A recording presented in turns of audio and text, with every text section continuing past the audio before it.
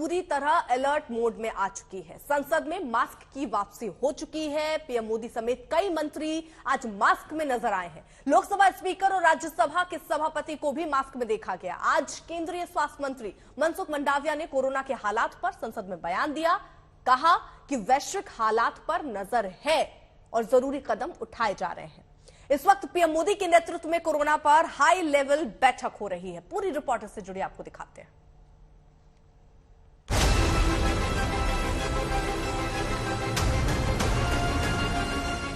Corona को लेकर केंद्र सरकार एक्शन में है। हालात का जायजा लेने के लिए पीएम मोदी की समीक्षा बैठक से पहले देश के स्वास्थ्य मंत्री ने लोकसभा और राज्यसभा में बयान दिया। देश में कोरोना के ताजा हालात और चीन से आ रहे खतरे से निपटने की तैयारी बताई। पिछले कई दिनों से मीडिया में भी चीन में बड़ी तादाद में कोविड के केस और कोविड मृत्यु की खबरें छप रही है। माननीय प्रधानमंत्री जी के नेतृत्व में स्वास्थ्य एवं परिवार कल्याण मंत्रालय ने proactive, pre-emptive, all of government and all of society approach के साथ शुरू से ही कोविड-19 महामारी का मैनेजमेंट किया है। संसद में मास्क के दिन फिर लौट आए। लोकसभा के स्पीकर और राज्यसभा के सभापति आज मास्क में नजर आए। पीएम मोदी भी मास्क लगाकर राज्यसभा पहुंचे। दोनों सदनों के अध्यक्षों ने सांसदों से मास्क पहनने की अपील की। कोविड-19 के पिछले अनुभवों को देखते हुए हमें निरंतर सतर्कता और सावधानी रखने की आवश्यकता है। केंद्र के साथ साथ राज्य सरकारों ने कोरोना से निपटने की तैयारी को लेकर बैठक की। यूपी के सीएम योगी आदित्यनाथ ने समीक्षा बैठक की और अस्पतालों को तैयारी के निर्देश दिए। हम लोगों ने कल सतर्कता बरते जाने के निर्देश दिए हैं सभी मुख्य चिकित्सा अधिकारियों को, जिलाधिकारियों को कि संदिग्ध मरीज मिलने पर जांच कराएं और कोविड की जो गाइडलाइन है सोशल डिस्टेंसिंग, मास्क और हैंड सैनिटाइजर का उपयोग करें। हॉस्पिटल में बेड्स, वेंटिलेटर्स, इसके अलावा जो हमारे ऑक्सीजन कंसंट्रेटर्स हैं और वेंटिलेटर्स हैं, सबको तैयार रखने के लिए हमने कहा। मध्य प्रदेश के सीएम शिवराज सिंह चौहान ने कहा, हर हफ्ते कोरोना की समीक्षा होगी। उत्तराखंड के सीएम पुष्कर धामी ने बैठक की। झारखंड सरकार ने कहा, जरूरी हुआ तो राज्य में फिर से मास्क लागू किया जाएगा। गुजरात में दूसरे देश से आने वाले लोगों के लिए टेस्टिंग अनिवार्य की जा सकती है। महाराष्ट्र के स्वास्थ्य मंत्री ने टेस्टिंग बढ़ाने के निर्देश दिए। कर्नाटक सरकार इंटरनेशनल फ्लाइट से बेंगलुरु पहुंचने वालों पर नजर रखेगी। तमिलनाडु में भी नजर रखी जाएगी और बाहर से आने वाले जिन लोगों में कोरोना के लक्षण मिलेंगे उन्हें आइसोलेट किया जाएगा। पूरा देश कोरोना को लेकर अलर्ट मोड में और यही महामारी से बचने का एकमात्र तरीका भी है। आज तक ब्यूरो। अभी हर कोई ये कह रहा है कि बहुत घबराने या डरने की जरूरत नहीं है, बस जरूरत है इस पर ज्यादा ध्यान देने की। जो नियम हम भूल गए थे समय के साथ, उन नियमों को एक बार फिर से उनका पालन करने की। यानी आपको मास्क लगाना है, सैनिटाइजर का इस्तेमाल करना है, 2 गज की दूरी बनाकर रखना है। और स्वास्थ्य मंत्री की तरफ से क्या क्या संसद में बोली गई बातें हैं वो भी हम आपको जल्दी से बताते हैं। राज्यों को निगरानी बढ़ाने के निर्देश दे दिए गए हैं कि राज्य पूरी तरीके से पुख्ता नजर इस पर रखे। त्योहारों को लेकर अलर्ट है क्योंकि देखिए अभी 25 तारीख यानी क्रिसमस का दिन, उसके बाद न्यू ईयर आने वाला है, तो त्योहारों को लेकर अलर्ट रहना होगा।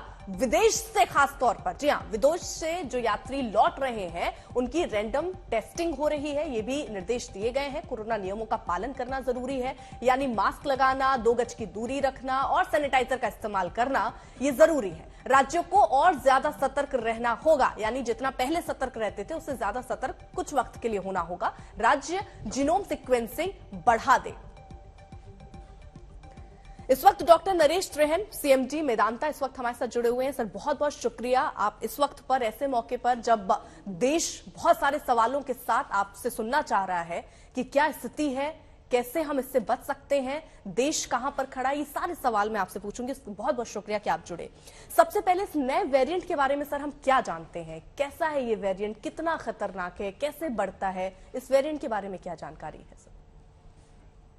देखो, ऐसा है कि जैसे ओमिक्रॉन आया, जो म्यूटेशन था डेल्टा का, अब उसके सब म्यूटेशंस आ रहे हैं। जैसे BF7 भी एक है, 10 के करीब तो आइडेंटिफाई हो चुके हैं।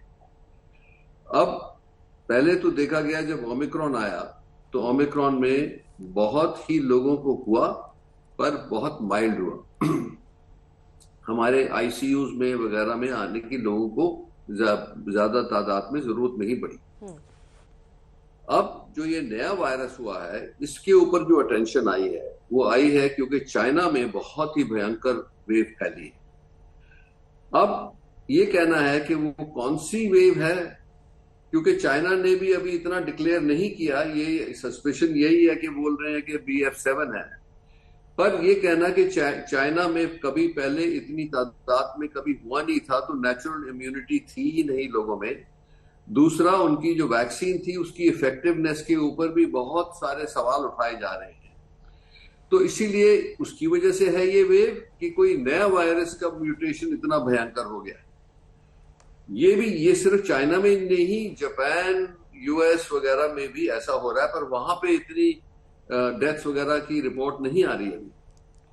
तो उसको देखते हुए चारों तरफ हमारे जो हो रहा है, इंडिया को क्या करना चाहिए, इस पे जो हमारी चर्चा हो रही है पिछले 3-4 दिनों से, इसी पे हो रही है बात कि देखो, एक तो हमारे अपने एक्सपीरियंस में हमने सीख लिया है कि रियल टाइम अर्ली सेंसिंग, जिसको हम कहते हैं, रिपोर्ट्स आनी शुरू हो जाए एक सेंट्रल गवर्नमेंट जो हेल्थ मिनिस्ट्री में है, कि सारे डिस्ट्रिक्ट से इंफॉर्मेशन आती रहे कि कोई इसका क्लस्टर मिल रहा है कि नहीं।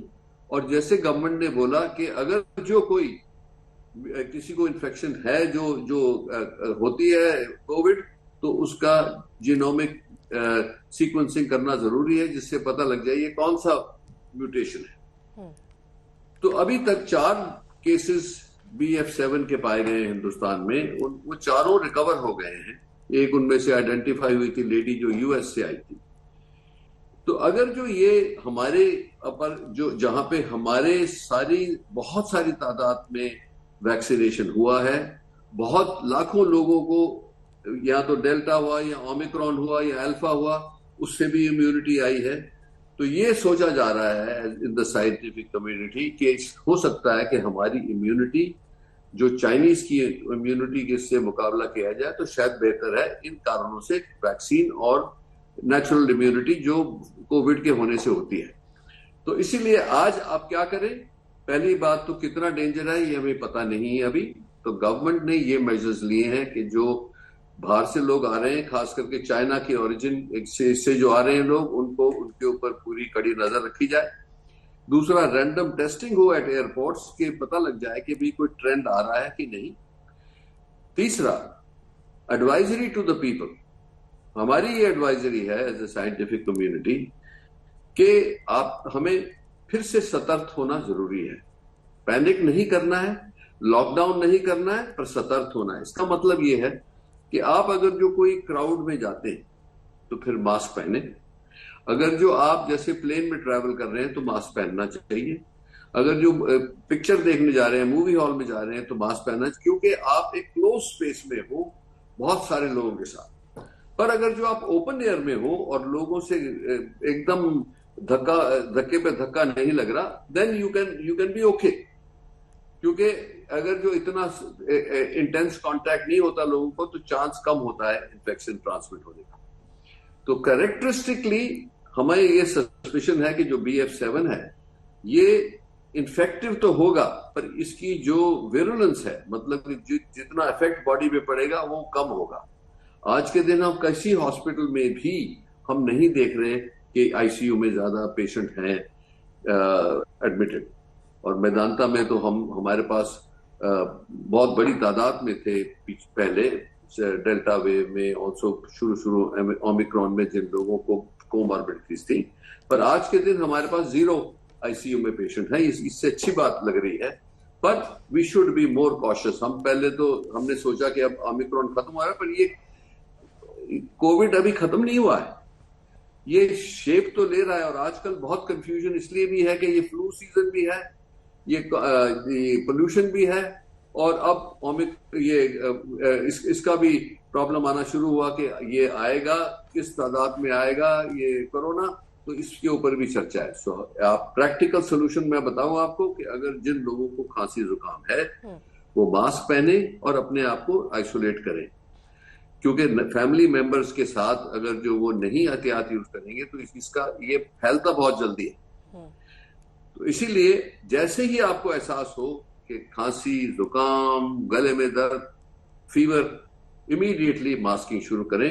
You will protect yourself from other people from you. That is one. Doctor दूसरा, होम किट है टेस्टिंग के, उससे टेस्ट कर लें कि पता लग जाए कि है कि नहीं. तो ऐसे ऐसे मेजर्स अगर जो हम लेंगे तो अब और हम सतर्क रहेंगे तो मुझे विश्वास है कि हम इसको अब इतनी बड़ी वेव वगैरह नहीं आएगी. तो कॉशियस बट नॉट पैनिक. बिल्कुल डॉक्टर साहब, क्योंकि जैसे इस तरीके की खबरें आती हैं कोरोना से जुड़ी हुई, कई तरह के अफवाह भी मार्केट में आने लगते हैं, लेकिन एक डॉक्टर के तौर पर आप इसको बेहतर बता पाएंगे, समझा पाएंगे. इसी बीच सर मैं आपसे सवाल लूं, ये तस्वीरें भी दिखा दें हम. साथ ही साथ प्रधानमंत्री नरेंद्र मोदी देखिए बैठक कर रहे हैं, ये जहां पर चर्चा इस बात को लेकर कि कोरोना के हालात से कैसे निपटा जाए, भारत में कैसे इसके संक्रमण को और बढ़ने ना दिया जाए, उसको वहीं पर खत्म किया जाए, उसको लेकर ये उच्च स्तरीय बैठक कोरोना पर प्रधानमंत्री नरेंद्र मोदी ले रहे हैं. इससे पहले आपको बता दें, स्वास्थ्य मंत्रालय की तरफ से भी बैठक हुई जिसमें कई निर्देश दे दिए गए. राज्य भी अपने स्तर से बैठक कर रहे हैं और वो भी अपने राज्यों को सुरक्षित रखने के लिए, नियमों को पालन कराने के लिए सामने आ रहे हैं. कोरोना के नए वेरिएंट पर अलर्ट मोड में इस वक्त सरकार नजर आ रही है, क्योंकि प्रधानमंत्री नरेंद्र मोदी की उच्च स्तरीय बैठक ये शुरू हो चुकी है. कोरोना की स्थिति पर समीक्षा हो रही है. आज हमने सदन में भी देखा, स्पीकर भी मास्क लगाए नजर आए, प्रधानमंत्री नरेंद्र मोदी भी मास्क लगाए वहां पर मौजूद रहे. तो अब उच्च स्तरीय बैठक इस लिहाज से बहुत महत्वपूर्ण कि आगे आप क्या कदम उठाते हैं, उससे ही तय होगा कि क्या स्थितियां बेहतर होंगी या दिक्कतें पैदा हो सकती हैं. और इसीलिए दिक्कतें पैदा ना हो, इसलिए बाकायदा मीटिंग्स का दौर चल रहा है, चाहे वो स्वास्थ्य मंत्रालय की तरफ से हो, प्रधानमंत्री नरेंद्र मोदी की तरफ से हो. उच्च स्तरीय ये बैठक हो रही है, कैसे कोरोना को बढ़ने से रोका जाए भारत में.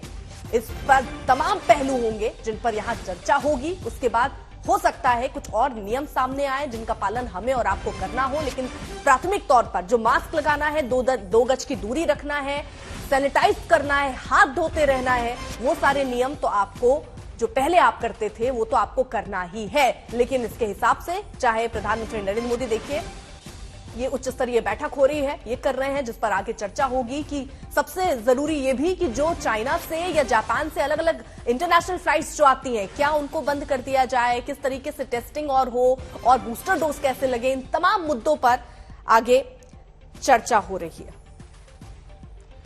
डॉक्टर संजीव चौबे भी इस वक्त हमारे साथ मौजूद हैं, डॉक्टर जो कि चीन से लौटे हैं, उनसे जरा समझना चाहेंगे. डॉक्टर चौबे, चीन के हालात क्या हैं, क्योंकि आप चीन से लौटे हैं, आप समझ पा रहे होंगे कि वहां पर हालात किस तरीके से हैं, और भारत को चीन से सीखकर क्या पहले से ही सुधार कर लेना चाहिए, या हम बहुत बेहतर स्थिति में हैं. 2-3 पॉइंट्स हैं जो मैं रखना चाहूंगा, और मेजॉरिटी ऑफ द पॉइंट तो डॉक्टर नरेश त्रेहान ने ऑलरेडी कवर कर लिया, थैंक्स टू हिम. तो सबसे पहले चाइना की जो स्थिति है, ये तो फैक्ट सच है कि शंघाई में और अदर प्रोविंस में कोविड का जो लक्षण है और जो केसेस रिपोर्ट किया जा रहा है, करीब 60-70% पीपल इन्फेक्ट हो चुके हैं. और मेडिसिन की भी प्रॉब्लम आ रही है. मेडिसिन जो है वो आउट ऑफ स्टॉक चल रही हैं. एंटीपायरेटिक मेडिसिन या कफ कोल्ड की मेडिसिन या इवन कफ सिरप वगैरह भी जो है नहीं है. जो कंपनियां वहां पे सेटल्ड हैं, उनमें से मेजॉरिटी ऑफ द एम्प्लॉय को ऑलरेडी कोविड हो चुका है. ऑल्दो गवर्नमेंट की एडवाइजरी, चाइना गवर्नमेंट की एडवाइजरी ये है कि mild asymptomatic Covid positive cases वो लोग वर्क पे जा सकते हैं, लेकिन क्योंकि पीपल इतना वहां पे जो है लोग घबराए हुए हैं कि वो आइसोलेट रहना ही पसंद कर रहे हैं. और जहां तक रही बात वैक्सीनेशन की, और इसमें तो थोड़ा मेरा डिफर एंगल है, क्योंकि चाइना में जो अपनी वैक्सीन लगी थी उसकी कोई स्टडी पब्लिश हुई नहीं है. लेकिन यूएस में तो फाइजर की वैक्सीन लगी है, जापान में भी फाइजर की वैक्सीन लगी है, कोरिया में भी फाइजर की वैक्सीन लगी है, बट वहां भी केसेस, और इवन ब्राजील में भी हुई है, तो वहां पे तो काफी केसेस जो है मतलब पॉजिटिव हो रहे हैं. हाँ, ये बात सच है कि फर्टिलिटी रेट और मोर्टेलिटी रेट जो है वो काफी कम है, बट संक्रमण का जो चांसेस है उसमें ज्यादा है, वो काफी लोगों को इन्फेक्ट कर सकता है. तो हमें जो है प्रिकॉशनरी एज ए इंडियन, हमारे पास ऑलरेडी ये सारे जो मैनेजमेंट इससे पहले हम लोग कर चुके हैं, और जब ये सारा कर चुके हैं, बस इसको एक्टिवेट करने की जरूरत है और लोगों तक पहुंचाने की जरूरत है. डॉक्टर चौबे, मैं आपसे ये भी समझना चाह रही हूँ, चाइना और इंडिया में अगर कोविड मैनेजमेंट में देखें तो आप क्या डिफरेंस, क्या अंतर देख पाते हैं? देखिए, सबसे पहले है डिसिप्लिन। तो डिसिप्लिन में ये है कि जो भी आप लोगों का मतलब जो भी नॉर्मल आदमी का परसेप्शन है चाइना को लेके, उससे मेरा कोई कमेंट नहीं है, लेकिन यस, ये मैं देखता हूँ कि डिसिप्लिन है वहाँ पे। लोगों ने 3 साल तक, और अभी भी मैंने एक आदमी को भी नहीं देखा कि वो विदाउट मास्क घूम रहा है या उसने प्रिकॉशन नहीं लिया है। हर जगह पे सैनिटाइजर रखे हुए हैं। जहाँ भी आप मॉल में जाएं, रेस्टोरेंट में जाएं, बस में जाएं, इवन सबवे में जाएं, मेट्रो में जाएं, कहीं भी जाएं, फास्ट ट्रेन में जाएं, तो हर जगह ये सैनिटाइजर और हेल्थ कोड का सिस्टम जो है इन्होंने 3 साल तक फॉलो किया है। तो डेफिनेटली ये जो है प्रोटोकॉल और ये डिसिप्लिन जो है उनके माइंड में पूरा एकदम ब्रेन में एक तरह से मैपिंग हो गई है, सेट हो गया कि हमें ये फॉलो करना है, जो यहाँ पर नहीं है। लोग जो है फ्रीडम को ज्यादा प्रेफर करते हैं, तो थोड़ा सा अपना सतर्कता नहीं रख पाते हैं, और जिसकी वजह से चांसेस जो है हाई हो जाता है कि इन्फेक्ट होने के लिए। तो एक तो ये है। दूसरा, डॉक्टर नरेश ने भी बोला कि अभी कम से कम मास्क और हैंड सैनिटाइजर ये तो रखें ही रखें। 2 चीजें हैं, कोविड आए चाहे नहीं आए, एटलीस्ट पॉल्यूशन से तो आपको देखिए, अल्टीमेटली आप जो एयर इनहेल कर रहे हैं उसमें वायरस भी आता है और उसमें ये पॉल्यूटेड भी आते हैं, जो पीएम पार्टिकल बोलते हैं 2.5 और 5। तो एटलीस्ट कम से कम उससे तो आपके लंग कंप्लायंस तो अच्छी रहेगी, आपके लंग्स की जो है ना एयर एंट्री बेटर रहेगी। तो आप विंटर में तो एटलीस्ट प्रोटेक्शन रखें ही। और जैसे आगे फ्यूचर में 2-3 महीने में जो आने वाला टाइम है, हम लोग उस पे देखते हैं कि अगर स्पाइक ज्यादा होता है और इंडिया में केसेस बढ़ते हैं, तो डेफिनेटली हमें सारे जो है मेजर्स जो है फिर से अपनाने पड़ेंगे। हो सकता है सबको 4th बूस्टर डोज की जरूरत पड़े, और हो सकता है कि ज्यादा आइसोलेशन या वर्क फ्रॉम होम भी कुछ दिन करना पड़े, तो कोई प्रॉब्लम नहीं। ठीक है डॉक्टर गुप्ता, क्योंकि एक सवाल, बहुत जनरल सा सवाल, क्योंकि जैसे कोरोना की वेव या कोरोना के बारे में खबरें आनी शुरू होती हैं, बहुत सारी चीजें लोग बोलते रहते हैं। अब उसमें मैं आपसे समझना चाह रही हूँ, क्योंकि बहुत सारे व्हाट्सएप ग्रुप में चीजें शुरू हो जाती हैं चलनी कि इसके सिम्टम्स ये हैं, सिम्टम्स ये नहीं है, इसमें बुखार नहीं आता, इसमें आपको अलग तरीके के सिम्टम महसूस होंगे। तो उसको जरा आप समझा पाएंगे कि ये BF.7 जो ये नया खतरा हमारे सर पर मंडरा रहा है, ये कैसे समझ आएगा कि ये यही खतरा है? क्योंकि सर्दी का वक्त है, कोल्ड एंड कफ सबको होता है, लेकिन कैसे अंतर कर पाएंगे, कैसे हम और सजग हो जाएं और समझ पाएं कि नहीं, ये खतरा वही वाला खतरा है? जी, ये बहुत अच्छा सवाल किया आपने। इसके अंदर मैं ये कहना चाहूंगा कि जो BF.7 है या ओमिक्रॉन वेरिएंट है या कोई भी कोविड वेरिएंट है, उसके सिम्टम्स एक अपर रेस्पिरेटरी ट्रैक्ट इन्फेक्शन जैसे होते हैं। यानी कि अपर रेस्पिरेटरी ट्रैक्ट इन्फेक्शन और लोअर रेस्पिरेटरी ट्रैक्ट इन्फेक्शन के अंदर यूजुअली सांस फूलना जो होता है वो बहुत ही कम लोगों में होता है, जिसमें lower respiratory tract infection involve होती है। तो अगर किसी को BF.7 ओमिक्रॉन या कोविड की संक्रमण है, उसके जो फीचर्स होंगे वो बुखार, सर्दी, नाक बहना, नाक बंद होना, सर में दर्द होना, जॉइंट पेन होना, और सांस, जहां पर सांस फूलना आए, वो एक बहुत इंपॉर्टेंट डिफरेंशिएटिंग फैक्टर है कि इस पेशेंट का हमने कोविड PCR टेस्ट करवाना है। क्योंकि जो नॉर्मल फ्लू है, नॉर्मल वायरल फ्लू आ रहा है, उसके अंदर हमारे पास ये सारे फीचर्स होते हैं, लेकिन यूजुअली सांस नहीं फूलता है, सैचुरेशन डाउन नहीं होती है। लेकिन कोविड के अंदर यूजुअली हम देखते हैं कि पेशेंट सांस फूलने की वजह से आता है, सैचुरेशन यूजुअली 95-94 से कम होती है। और अपनी क्लिनिकल विजडम से हम ये पता लगा सकते हैं, ओवर द पास्ट एक्सपीरियंस से, क्लिनिकल विजडम से, कि ये हम कोविड को डील कर रहे हैं या एक नॉर्मल फ्लू को डील कर रहे हैं। क्योंकि अब सर्दी का मौसम है, नॉर्मल फ्लू बहुत कॉमन है। तो अगर ये वेरिएंट सपोज भारत में आता है, तो सबसे इंपॉर्टेंट हमारा क्लिनिकल विजडम है और देखना है कि ये जो वायरस है ये लोअर रेस्पिरेटरी ट्रैक्ट में जाता है, और फिर एक्सरे या CT स्कैन से देखना है कि ये कितना पेरिफेरल ओपेसिटीज लेके आता है CT स्कैन या एक्सरे के अंदर। लेकिन सबसे इंपॉर्टेंट इसके अंदर चीज यही है कि आपको देखना है कि पेशेंट का सांस फूलना, और जो नॉर्मल एक पेशेंट टॉक्सिक नहीं होता, जो नॉर्मल फ्लू होता है, पर कोविड के अंदर पेशेंट यूजुअली कई बार टॉक्सिक भी हो जाता है, यानी कि पेशेंट यूजुअली बीमार लगता है। जी ठीक है, लेकिन एक बहुत छोटी सी चीज डॉक्टर गुप्ता और जल्दी से समझ लेना चाहती हूँ कि ये जो जिस वायरस का हम जिक्र कर रहे हैं, अगर किसी को केवल खांसी और जुकाम है या सिर्फ बुखार है, या इनमें से ऐसा क्या है? अगर खांसी जुकाम भी है तो भी जाके टेस्ट कराना चाहिए?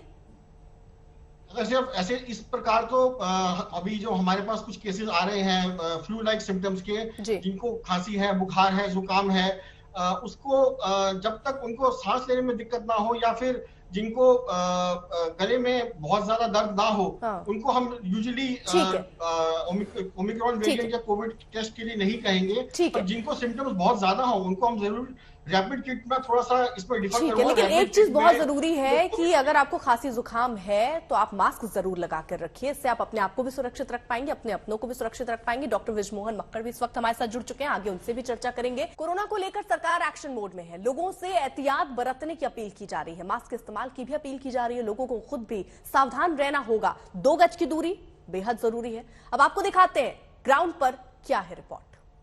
इस वक्त हम नई दिल्ली रेलवे स्टेशन पे मौजूद हैं। ये वो जगह है जहां पर आसपास दूसरे राज्यों से भी लोग पहुंचते हैं, अच्छी खासी भीड़ होती है। लेकिन आप देखिए, कोई भी शख्स यहां पर आपको मास्क में नजर नहीं आएगा। लेकिन जिस वक्त मास्क को लेकर के जुर्माना था तो उस वक्त सभी लोग मास्क लगा के चलते थे, क्योंकि अगर कोई मास्क नहीं लगाता था तो दिल्ली में 2000 रुपए तक का जुर्माना होता था। और यही वजह थी कि लगभग सभी लोग मास्क लगा के घूमते थे।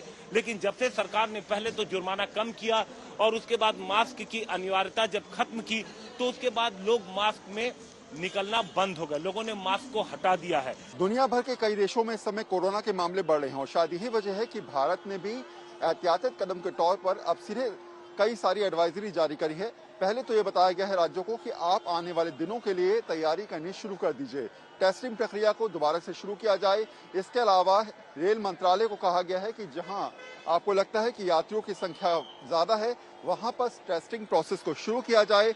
मास्क पहने कोई भी व्यक्ति अगर अंदर आता है तभी उसे एंट्री दी जाए, बिना मास्क के अंदर एंट्री नहीं दी जाए। इस समय मैं मौजूद हूं जम्मू रेलवे स्टेशन के बाहर। ये उत्तर भारत के सबसे व्यस्त रेलवे स्टेशंस में है और यहाँ पर आप देख सकते हैं कि यहाँ पर लोगों की आवाजाही काफी ज्यादा अधिक होती है और प्रतिदिन यहाँ पर हजारों की संख्या में जो है देश भर से लोग आते हैं, पर्यटक आते हैं और खासतौर पर माता वैष्णो देवी के श्रद्धालु आते हैं माता के दर्शनों के लिए।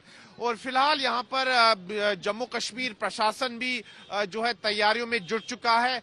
कल ही यहाँ पर जो स्वास्थ्य और मेडिकल शिक्षा विभाग के सचिव है भूपेंद्र कुमार, उन्होंने एक बैठक की अध्यक्षता की और कोविड की जो महामारी का खतरा उत्पन्न एक बार फिर से हो गया है, उसको लेकर यहाँ पर तैयारियों का जायजा लिया गया।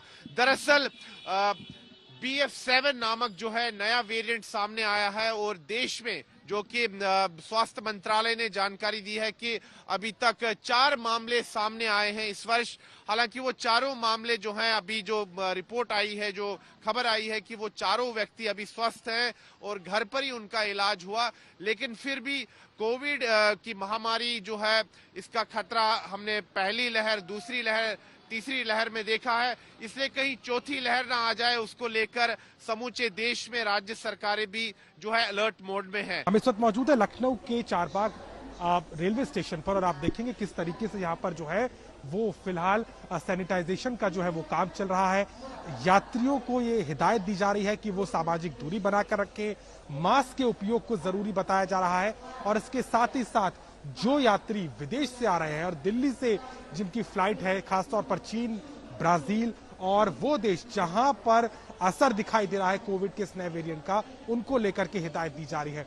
लेकिन फिलहाल अगर रेलवे स्टेशन की बात करें तो यहां पर अभी जांच नहीं शुरू हुई है, लेकिन एयरपोर्ट्स और भीड़ भाड़ वाले इलाकों पर जो है सरकार ने अपनी जो है सक्रियता बढ़ा दी है। जांच बढ़ाई जाए सरकार अब जिस तरीके से रेलवे स्टेशन पर भी शुरू होना चाहिए। हाँ बिल्कुल होना चाहिए। आपको भाई साहब कहाँ हमें लगा दिल्ली जाना है। आप देख पा रहे हैं क्या सड़क ट्रेनों में क्या हाल है, भीड़ अभी भी चल रही है, लोग मास्क वगैरह लगा, कांटे भीड़ बड़ी पड़ी है। तो साफ तौर पर यात्रियों को क्या कहना है आपने सुना, ये लोग जो है खुद तो मास्क लगा है लेकिन जिस तरीके से तस्वीरें दिख रही हैं अभी भी लोगों के अंदर जो है सजगता नहीं आई है। नमस्कार, आपके साथ मैं हूं अर्पिता आर्या। चीन में कोरोना विस्फोट के बाद हालात बेहद खराब है और चीन की सरकार खामोश है, लेकिन सोशल मीडिया पर लगातार आ रहे वीडियो वहां के हालात बता रहे हैं। इस बीच भारत में पूरी तरीके से प्रशासन और सरकार अलर्ट मोड में दिख रही है। प्रधानमंत्री नरेंद्र मोदी आज जब सदन पहुंचे तो वहां पर मास्क लगाए नजर आए, वहीं स्पीकर ओम बिरला भी, जगदीप धनखड़ भी मास्क में ही नजर आए।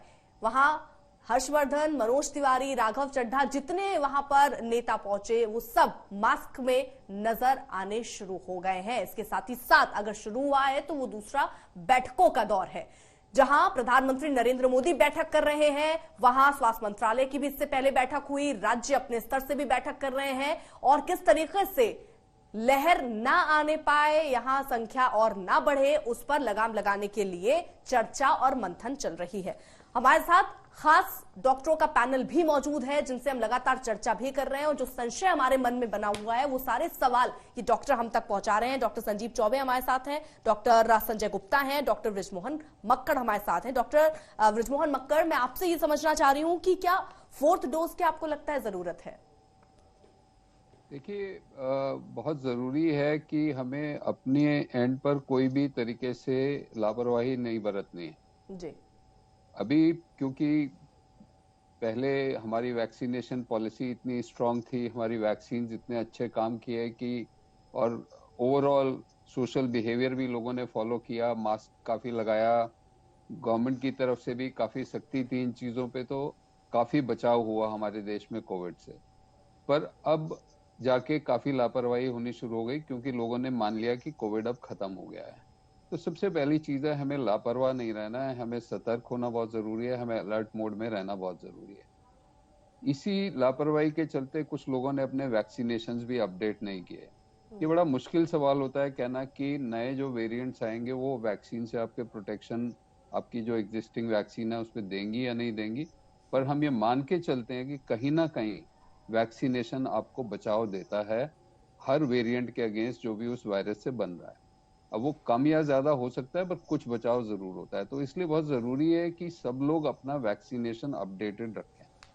दूसरी चीज आपने देखी होगी, पिछले जो कोविड के एपिसोड्स थे उसमें भी कुछ जो पॉपुलेशन का सेगमेंट होता है, जैसे कि जिन लोगों को और बीमारियां हैं या कोमॉर्बिड कंडीशंस जिनको हम कहते हैं, डायबिटीज है, हार्ट डिजीज है, ओवरवेट है, उनका रिस्क बहुत ज्यादा था। उन लोगों में सीवियर इन्फेक्शंस हुए, उनमें हॉस्पिटलाइजेशन की ज्यादा जरूरत पड़ी, उनको ऑक्सीजन की भी ज्यादा जरूरत पड़ी, उन लोगों में डेथ रेट्स भी ज्यादा हुए। तो खास तौर पे ऐसे लोगों को जिनको कोई भी और कोमॉर्बिड कंडीशन है, उनके लिए बहुत जरूरी है कि अपने वैक्सीनेशन अपडेटेड रखें। जैसे कि पहले डिस्कशन हो रहा था, मास्क पहनना आई थिंक बहुत जरूरी है आज की डेट में, क्योंकि मास्क से खाली आप इन्फेक्शन से नहीं बच रहे हैं, आप पोल्यूशन से भी बच रहे हैं। आप किसी को अगर कफ कोल्ड हो रहा है तो वो आगे फैलाने से भी उसका बचाव हो रहा है। तो मेरे ख्याल से जो कोविड एप्रोप्रिएट बिहेवियर है उसको स्ट्रिक्टली हमें दोबारा से फॉलो करना शुरू करना चाहिए। अपने वैक्सीनेशन डेफिनेटली हमें अपडेटेड रखने चाहिए। डॉक्टर गुप्ता, मैं आपसे समझना चाह रही हूँ क्योंकि एक चिंता जहां हम अपने लिए करते हैं तो दूसरी चिंता हम अपने बच्चों के लिए करना शुरू कर देते हैं। कई बार हमारे दिमाग में या जहन में सवाल आता है कि खतरा बुजुर्गों को और बच्चों को पहले ही हमने जो वेव्स आई उनमें देखा कि ज्यादा रहता है। आज के समय में जब ये फिर से खतरा हमारे सर पर मंडरा रहा है तो वो खतरा हमारे बच्चों और बुजुर्गों पर भी मंडरा रहा है। उससे बचने के लिए क्या?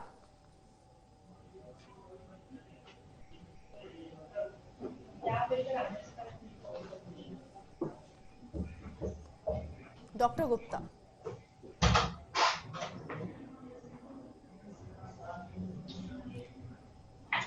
तो शायद उन तक हमारी आवाज नहीं पहुंच रही है। एक बार फिर से कोशिश करेंगे कि उनसे भी हम समझ पाए। लेकिन डॉक्टर चौबे, क्योंकि आप तो चीन में रह के आए, वहां से आप लौटे हैं, वहां के हालातों को आपने देखा है। वहां की जो वैक्सीन थी, कहा गया कि उसमें बहुत खामियां थी, जिसकी वजह से आज स्थिति चीन की कुछ ऐसी है। हमारे यहाँ कोवैक्सीन और कोविशील्ड, ये कितने भरोसेमंद वैक्सीन है? देखिए, कोविशील्ड और कोवैक्सीन की तो ऑलरेडी जो है WHO में रिपोर्ट जा चुकी है कि इसकी जो एफिकेसी है वो 70% से अबव। तो डेफिनेटली कोई भी वैक्सीन अगर 70% से ऊपर है तो वो अच्छी मानी जाती है, और अगर और अच्छी हो तो 80 हो तो और बेटर है, बट 70 एक मिनिमम क्राइटेरिया, उससे बेटर ही है। तो डेफिनेटली वो स्टडी हमारे पास है। अब रह गया चाइना के वैक्सीन का, तो चाइना की एसएस वैक्सीन की कोई डेटा हमारे पास अवेलेबल नहीं, ना उन्होंने कोई पब्लिश किया है। उन्होंने वैक्सीन इनोकुलेट किया था और उसके बाद जब ये देखा कि ओमिक्रॉन जो है जिससे मतलब ये फैलेगा, डेफिनेटली फैलेगा, और चाइना में उनको ये सब कुछ पहले से पता था उन लोगों को कि ये फैलेगा, और फैलने के बाद जो है ये उतना इसकी मोर्टेलिटी रेट नहीं रहेगी, लेकिन हाँ पैनिकिंग वहाँ पे ज़्यादा है और उसकी वजह से बाकी कंट्रीज में भी पैनिकिंग सिचुएशन आ रही है। तो हम अपनी बात, अपने देश की बात ये करें कि बाकी जो डॉक्टर्स जो बोल रहे हैं उन्हीं के राय को हम फॉलो करते हैं कि प्रिकॉशन और उसके बाद प्रिवेंशन और दूसरा जो है self care and take care of others, ये 3 फंडा हमारा क्लियर होना चाहिए। बाकी जो है ऑलरेडी हम इसको दौर से गुजर चुके हैं, हम झेल चुके हैं, तो सभी चीज़ों को देखते हुए हमें बस अपने आप को फिर से रीएक्टिवेट, अपने सिस्टम को जो है फिर से माइंड में मेकअप करके चलना है कि कुछ समय की बात है और फिर ये डिस्पर्स आउट हो जाएगा। तो ये जो नया वेरिएंट है सर, मैं ये भी जल्दी से आपसे समझ लेना चाह रही हूँ, BF.7, इसके खतरनाक होने के, क्योंकि ये बहुत तेजी से इसका संक्रमण जो बढ़ रहा है वो बहुत तेजी से बढ़ रहा है, सिर्फ ये बढ़ ही रहा है या खतरनाक, मतलब खतरा भी इस वेरिएंट का पिछले वेरिएंट से ज्यादा है सर? क्या आवाज क्लियर? हेलो सर, एक बार मैं फिर से सवाल दोहरा दूं, आ रही है आपको मेरी आवाज? आवाज थोड़ा सा ज्यादा। ठीक है सर, आवाज ठीक करवाती हूँ मैं, लेकिन मैं इस बीच डॉक्टर गुप्ता, मैंने आपसे एक सवाल रखा था, उस समय शायद आप तक आवाज नहीं पहुंच पाई थी, लेकिन सवाल था वो बच्चों से जुड़ा हुआ कि बच्चों के ऐसे वक्त पर कैसे सुरक्षित रखा जाए। जी, ये बहुत ही महत्वपूर्ण सवाल है कि बच्चों को इस कैसे सुरक्षित रखा जाए। जैसे कि मैंने आपको पहले भी कहा कि ये सीजन सर्दी और फ्लू का सीजन है, तो बच्चों को ऐसा तो नहीं है कि हम घर में रख सकते हैं या स्कूल नहीं भेजेंगे या उनको आइसोलेट कर देंगे, ऐसा तो नहीं हो सकता। तो अगेन बच्चों को भी पूरी तरह से मास्क पहनकर और कोविड एप्रोप्रिएट बिहेवियर रखकर और उनके सिम्टोमेटोलॉजी को बहुत ध्यान से देखना है। बच्चों के अंदर अगर बहुत तेज बुखार आता है और खांसी जुकाम बहुत ज्यादा हो जाता है और बच्चों में अगर गफलत आती है बच्चों में, तो ये एक बहुत इंपॉर्टेंट साइन है कि ये बच्चों में कोविड हो सकता है। या सांस लेने में बच्चों में प्रॉब्लम आती है, स्पेशली जो बच्चे 1 से 3 साल के बीच में होते हैं, अगर इनके छाती में से आवाज आती है सांस की, या सांस लेने में दिक्कत होती है, या ये बच्चे गफलत में चले जाते हैं, या बुखार बहुत तेज हो जाता है, तो इनका कोविड RT-PCR टेस्ट जरूर करवाना चाहिए। और मास्क और कोविड एप्रोप्रिएट बिहेवियर तो बहुत ही जरूरी है। और इस कंडीशन के अंदर बच्चों को स्कूल नहीं भेजना चाहिए। अगर बच्चे बहुत बीमार हैं, उनको घर में ही रखना चाहिए।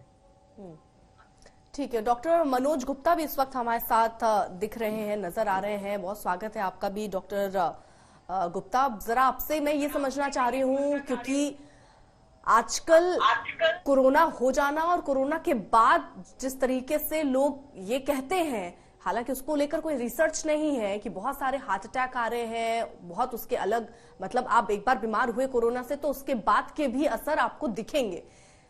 आज के टाइम पर जब ये नया वेरिएंट आया है, ये किस तरीके से असर डाल पाएगा हार्ट के मरीजों को या एक आम स्वस्थ इंसान के दिल पर? देखिए, अभी तो डेटा आ चुका है, खास करके मैं एक यूएस की एक स्टडी कोट करूंगा जिसमें 1.5 लाख वेटरन्स पे उन्होंने जो देखा है, इवन जो माइल्ड कोविड थे और जिनको सीवियर कोविड था, दोनों ग्रुप में हार्ट फेलियर, स्ट्रोक और हार्ट अटैक के केसेस बढ़ गए। तो बड़ा डेटा है, 1.5 लाख मरीजों का डेटा है। तो निश्चित तौर पे कोविड एक कोई आम इन्फ्लुएंजा या आम कोल्ड, कॉमन कोल्ड नहीं है। इसमें जो लॉन्ग कोविड के कॉम्प्लिकेशंस हैं, और अधिकांश लोगों को जैसे पता होता है कि कोविड एक निमोनिया करता है, बट कोविड जो है ब्लड वेसल्स की लाइनिंग को छील देता है, पूरा इंडोथेलियम डैमेज कर देता है। तो हर जो वेरिएंट्स है उसमें ये देखा गया, और इसी वजह से देखा गया कि धमनी और सिराओं में क्लॉट बनने की जो संभावना है वो काफी बढ़ गई पोस्ट कोविड। तो ये जो वेरिएंट है जिसकी हम लोग बात कर रहे हैं BF.7 की, इसकी इन्फेक्टिविटी बहुत हाई है, R0 वैल्यू 10 से 18 है, लेकिन साथ में इसकी जो बेसिक कैरेक्टर है वो बाकी कोविड-19 वायरस जो है SARS-CoV-2 जैसी ही है। तो मुझे लगता है कि जिस तरीके से ये लॉन्ग कोविड अन्य वेरिएंट्स में हुए हैं, या ओमिक्रॉन में भी हुआ है, डेल्टा में भी हुआ है, तो मुझे लगता है कि इसमें भी होगा। जहां तक मॉर्टेलिटी की बात है, हमारे देश में हो सकता है कि हमारे यहाँ डेल्टा का जो कहर था वो काफी ज्यादा था, उससे काफी हर्ड इम्यूनिटी हो गई है, और इम्यूनाइजेशन 220 करोड़ लोगों को लगा हुआ है, दोनों वैक्सीन, कोवैक्सीन और कोविशील्ड अच्छे हैं। तो मुझे लगता है कि ये वेव इतना तेज नहीं होगा जितना कि चाइना में है। चाइना में प्रेडिक्टेड है कि 60% पॉपुलेशन को होगा, क्योंकि वहां पे काफी जीरो कोविड पॉलिसी थी, जिसकी वजह से वहां हार्ड इम्यूनिटी नहीं डेवलप कर पाई, और उनकी वैक्सीन भी जो कोरोना वैक है वो क्वेश्चनेबल एफिकेसी की है, 50% प्रोटेक्शन है। बट लॉन्ग कोविड का जो कॉम्प्लिकेशंस है वो कोविड की सिवियरिटी पे भी नहीं डिपेंड करता है। वो हार्ट की जो प्रॉब्लम आती है, हार्ट को डायरेक्ट मायोकार्डाइटिस या हार्ट मसल्स को इन्फ्लेम कर सकता है, धमनियों को छील के या कहिए कि उसकी लाइनिंग को डैमेज करके वहां पे क्लॉट बना सकता है, और सेकेंडरी टू लंग का जो कॉम्प्लिकेशंस होता है उसका भी हार्ट पे बैक प्रेशर आता है, तो उससे राइट साइडेड फेलियर भी होती है। तो मुझे लगता है कि हमें इस वेरिएंट से भी बच के रहना चाहिए, क्योंकि लॉन्ग कोविड का जो कॉम्प्लिकेशंस है वो सिवियरिटी या डेथ रेट पे या आईसीयू में कितना एडमिशन की रिक्वायरमेंट है उस पर नहीं डिपेंड करता है। इवन माइल्ड कोविड जो कि घर में भी ठीक हुए हैं उनमें भी हार्ट की डिजीजेज बढ़ जाती है। तो अभी हाई टाइम है कि हम अपने कोविड एप्रोप्रिएट बिहेवियर को शुरू कर दें। आगे क्या होगा ये कहना अभी प्रेडिक्ट करना मुश्किल है। डॉक्टर मक्कड़, आपको लग रहा है कि चौथी वेव आ सकती है? देखिए, जैसे कि डॉक्टर साहब ने काफी डिटेल में बताया, मैं बहुत ऑप्टिमिस्टिक हूं कि इंडिया में शायद वो फोर्थ वेव नहीं आएगी, और आएगी भी तो उतनी इंटेंसिटी उसकी नहीं होनी चाहिए। उसके मल्टीपल रीजंस हैं। एक तो इंडिया में हमारा जैसे कि सेकेंड वेव में बहुत मैसिव इन्फेक्शन हुए और हर्ड इम्यूनिटी डेवलप हो गई, लोगों में जनरल इम्यूनिटी हुई कोविड के अगेंस्ट। दूसरा, हमारा जो वैक्सीनेशन कैंपेन था, आई थिंक वर्ल्ड का वन ऑफ द बेस्ट और possibly the best vaccination campaign था। 220 करोड़ डोज दिए गए, सभी लोगों को एप्रोप्रिएट वैक्सीनेशन मिल चुका है। सिर्फ मेरे ख्याल वही लोग बचे हैं वैक्सीनेशन में जिनका कंप्लीट नहीं है, जो करवाना नहीं चाहते थे किसी भी वजह से। और वैक्सीनेशन हमारा इफेक्टिव रहा है। We have been very fortunate कि हमारा वैक्सीनेशन कैंपेन बहुत इफेक्टिव रहा है, और उसका रिजल्ट हम देख चुके हैं कि कोविड हमारे पास प्रैक्टिकली नॉन एग्जिस्टेंट हो गया या इतना माइल्ड हो गया कि उसके बारे में ध्यान देना भी लोगों ने छोड़ दिया। तो मुझे नहीं लगता कि फोर्थ वेव उतनी इंटेंसिटी के पास कभी भी पहुंचेगी। बट जैसे कि अभी डॉक्टर साहब ने कहा कि कुछ भी प्रिडिक्ट करना बड़ा मुश्किल है, तो हम ये सोच के कि वो फोर्थ वेव नहीं आएगी, हम रिलैक्स होकर नहीं बैठ सकते। हमें पूरे अलर्ट मोड में रहना है।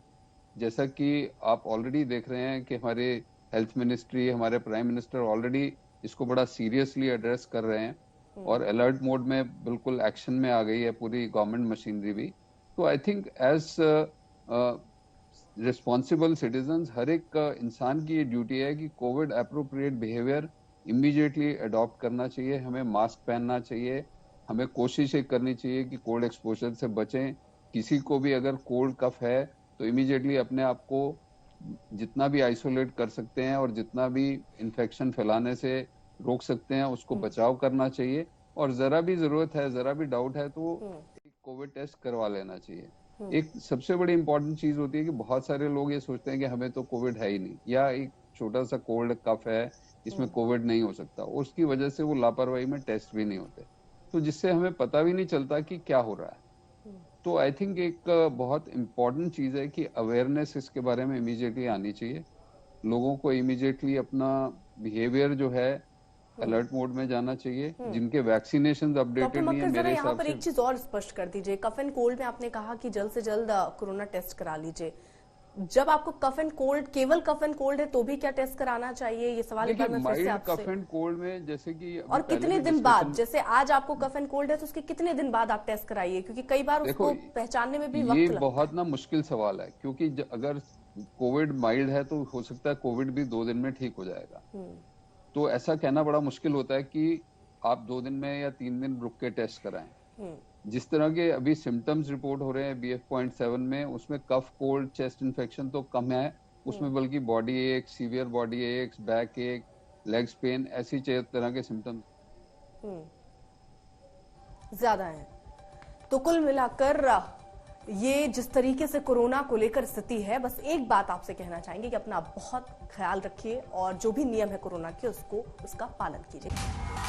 आज तक HD सबसे तेज, सबसे ज्यादा।